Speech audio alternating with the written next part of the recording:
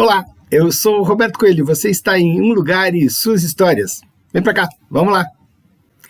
Antes de mais nada, queria pedir para vocês, assina o canal, passa para os amigos, dá sua curtida, é importante para a gente melhorar, ampliar o nosso canal. Vamos lá?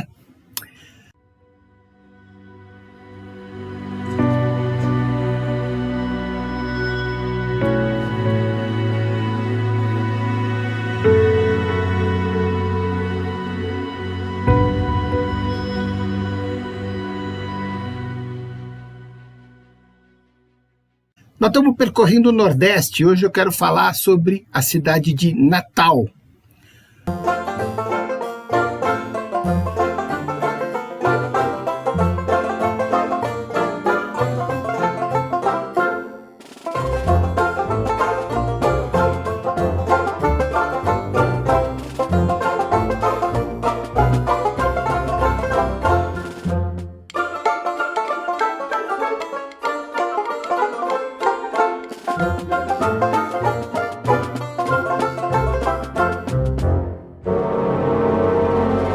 A história da cidade de Natal confunde-se com a história do Rio Grande do Norte, a capitania do Rio Grande.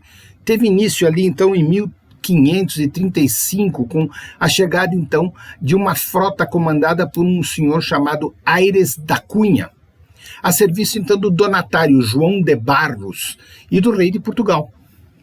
O objetivo era colonizar as terras da região. Tarefa essa muito dificultada pela resistência dos indígenas potiguaras, falamos disso lá no Ceará, né? E dos piratas franceses também, que traficavam então o pau-brasil. Estava iniciada então uma trajetória histórica na área situada na esquina da América do Sul. Em 25 de dezembro de 1597, uma nova esquadra então entrou na Barra, que hoje é o Rio Poteni. A primeira providência adotada pelos expedicionários foi de tomar precauções contra, então, os ataques dos indígenas e dos corsários franceses. 12 dias depois, então, no dia 6 de janeiro de 1598, começou a ser erguida, então, a Fortaleza da Barra do Rio Grande, que depois se tornou Fortaleza dos Reis Magos, concluída, então, ali em 24 de junho daquele mesmo ano. No ano seguinte, 1599, ocorre então a fundação da cidade de Natal, uma área demarcada então por duas cruzes, que se estendia da atual Praça das Mães, limite norte, até a Praça de Santa Cruz da Bica, limite sul. Ambas na cidade alta. Não existe um consenso entre os historiadores acerca do real fundador da cidade, pois durante a presença holandesa no Rio Grande do Norte, os documentos históricos da fundação de Natal foram destruídos. Que pena, não? Alguns historiadores divergem entre Jerônimo de Albuquerque e Manuel de Mascarenhas, homem. Já o historiador natalense Luiz Câmara Cascudo, em seu livro História do Rio Grande do Norte, indica João Rodrigues Colasso como fundador da cidade. Fica a dúvida, né? A gente fica aí na esperança de que um desses tenha sido, então, de fato, o fundador da cidade. Mas não sabemos ainda. Coisas do Brasil, coisas da história. Às vezes, né? Bota fogo, queima o documento. Em 1601, por um alvará da coroa portuguesa, é criada então a primeira paróquia no Rio Grande do Norte, onde hoje é a igreja matriz de Nossa Senhora da Apresentação. Antiga catedral metropolitana, arquidiocesana, digo, né? Em 1631, uma frota de 14 navios parte do Recife e desembarca, então, em Ponta Negra com o objetivo de conquistar a capitania do Rio Grande. Tentativa que fracassou. Somente em dezembro de 1633 é que, de fato, teve o início da ocupação holandesa, quando, então, esses holandeses, ao chegarem a Natal, feriram o capitão-mor do Rio Grande, o Pero Mendes de Gouveia, e tomaram a fortaleza da Barra do Rio Grande, que passou a se chamar Castelo de Caulen.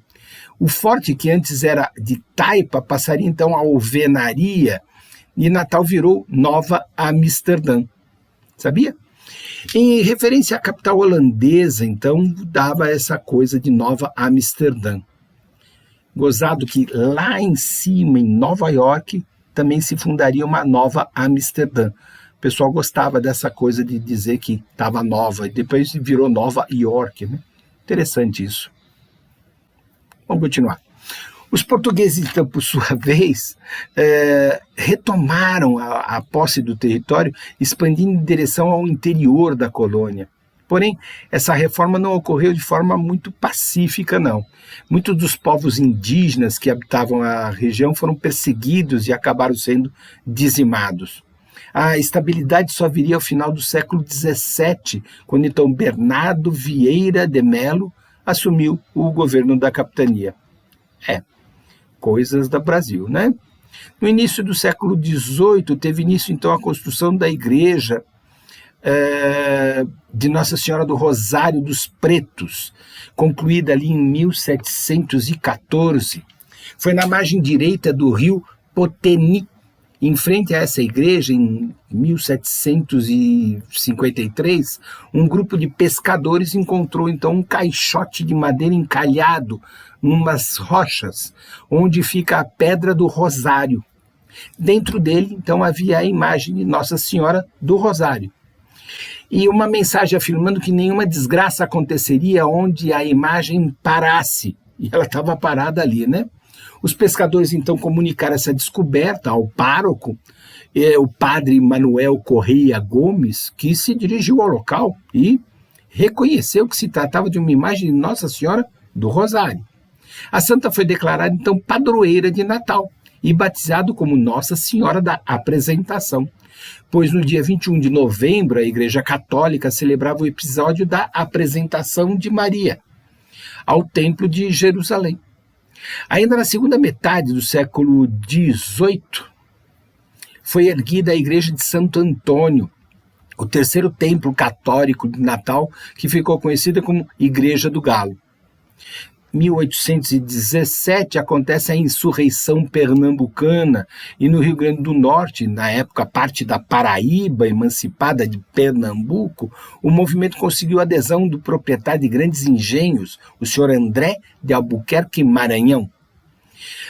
Albuquerque tomou o poder da cidade, tomou uma junta em Pernambuco, fez um movimento, perdeu força. Aí André, incapaz de resistir, acabou sendo deposto e ferido, preso, onde morreu no dia seguinte. Por alvará régio, então o Rio Grande do Norte se tornou uma unidade autônoma, desmembrando-se então da Paraíba, e Natal se tornou então a capital, com a criação dessa comarca, tá? Em 7 de setembro de 1822, proclamada a independência do Brasil, o Reino de Portugal, em São Paulo. Então, porém, devido à distância, a notícia demorou muito para chegar até Natal. Em comemoração, então, o fato, Natal tinha cerca de 700 habitantes na época e acabou festejando a independência no dia 22 de janeiro de 1823.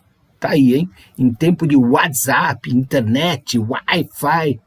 Naquela época demorava um pouco mais. Em 1856, Natal, então, ganhou um cemitério do Alecrim, o primeiro da cidade. Em 28 de setembro foi inaugurada a Estação da Ribeira, estação ferroviária mais antiga do Rio Grande do Norte. Hoje, então, administrada pela Companhia Brasileira de Trens Urbanos, a CBTU. A Câmara Municipal rebatizou a Praça Matriz para Praça André de Albuquerque, ali em 1888.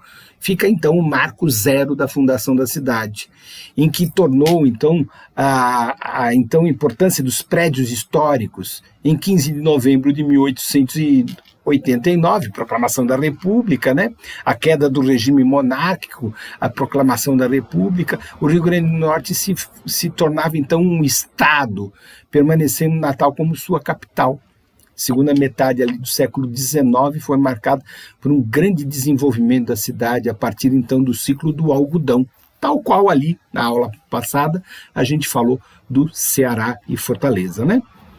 Bom, aqui no século XX, aqui no século passado, né? Já podemos falar do século passado, do século XX, né?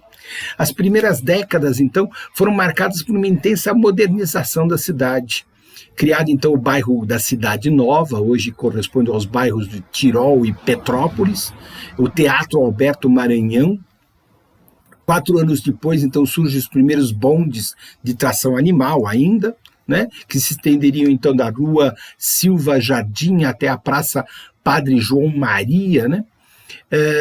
Depois, então, em 1909, o Papa Pio X, através da bula apostólica Et Singulis, criou a Diocese de Natal, desmembrada, então, da Diocese da Paraíba. E a Igreja Matriz de Nossa Senhora da Apresentação tornou-se, então, catedral dessa nova diocese. Está aí, Dom Joaquim Antônio de Almeida, então seria, então, o primeiro bispo de Natal. 2 fatos históricos são a criação do bairro Alecrim, a inauguração do primeiro telefone e os primeiros bondes elétricos, com a chegada, então, também do cinema. E tudo isso acontecia ali em 1912, por aí. Em 7 de setembro de 1922, quando o Brasil comemorava, então, o centenário de sua independência, foi inaugurado o Palácio Felipe Camarão, que se tornou sede da Intendência Municipal. Tá aí, a gente fala hoje sobre essa ideia da Natal, né, da terra de Natal, né, ali no Rio Grande do Norte. Em 1943, chegou o Porto de Natal, o navio USS Humboldt, trazendo o presidente dos Estados Unidos, o Franklin Delano Roosevelt, que voltava da Conferência de Casablanca, na atual Marrocos.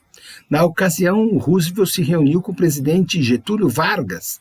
Esse encontro, na Conferência de Potengi, um acordo que discutia a entrada do Brasil no conflito, deu origem, então, às forças expedicionárias brasileiras. Isso acontecia onde? Em Natal.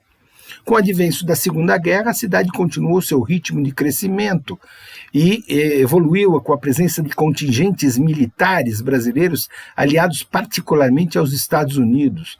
A maior relação entre os natalenses e os militares estadunidenses ficava então estabelecidas com os bailes, tendo consequência uma espécie de entrada de vários ritmos musicais ali. A população da cidade era alguma coisa em torno de 54 mil habitantes. A localização de Natal, próximo então na esquina da América do Sul, dava então um acesso muito fácil à África e à Europa. E aí foi utilizado ali pelos Estados Unidos, não é? No pós-guerra, ali então a administração de Silvio Pedrosa foi inaugurada a Avenida Circular, a Avenida Presidente Café Filho. Em 49 teve início a construção do farol da Mãe Luísa, inaugurado então em 1951. Está aí. Com isso a gente fala um pouco da história de Natal, no Rio Grande do Norte. Nós já havíamos falado isso aqui num outro programa, lá no começo das nossas atividades. E esse programa está lá no episódio número 9. Nós já estamos aqui para mais de 100 episódios, mas se vocês quiserem ver um pouquinho mais de história, vai lá no episódio 9, aqui no Um Lugar e Suas Histórias. Nas sextas-feiras, eu falo sobre uma cidade do Brasil. Nas quartas-feiras, eu falo sobre uma rua da cidade de São Paulo. Vem para cá, vamos ampliar o canal. Te espero lá. Até lá.